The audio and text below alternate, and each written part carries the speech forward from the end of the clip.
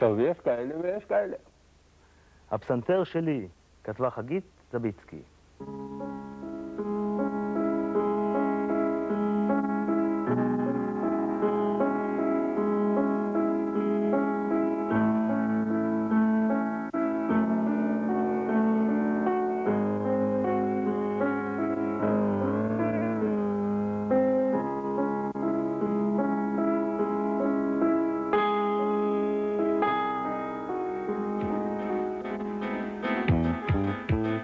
בפסנתר שלי אני מצליח לנגן לחן עצוב, לחן רונן, יצירה של בר, לחן מעט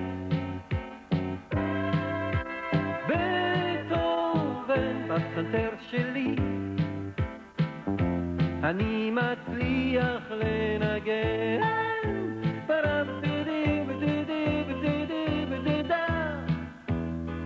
בעיניי נראים השירים יפים ונפלאים, כמו בים גלים אוהלים נושרים מרשרשים,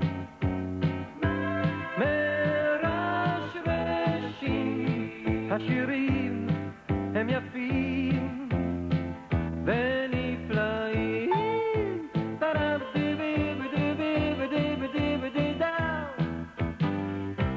כמו פעמונים מצלצלים, מצלצלים, וכמו דהרת סוסים אבירים, הוציאו צנעים של ציפורים. לפעמים אני שומע מנגינה רוגעת. אם גם לכם יש פסנתר אז נגנו בו,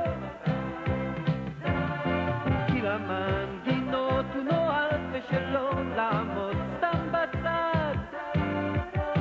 אם גם לכם יש פסנתר אז נגנו בו, כי למנגינות הוא נועד ושלא לעמוד סתם בצד. בפסנתר שלי אני מצליח לנגן שירים עצובים על חברה שליווה, על אמא כועסת שביתה שברה את הציץ. בפסנתר שלי אני מצליח לנגן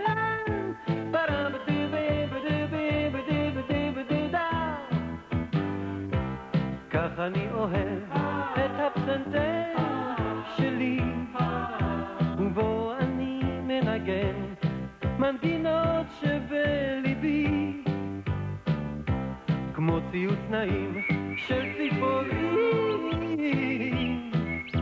ואז אני מנגן לי מנגינה רוגעת. אם גם לכם יש פסנתר אז נגנו בו, כי למנגינות הוא נועד ושלא לעמוד סתם בצד. אם גם לכם יש פסנתר אז נגנו בו,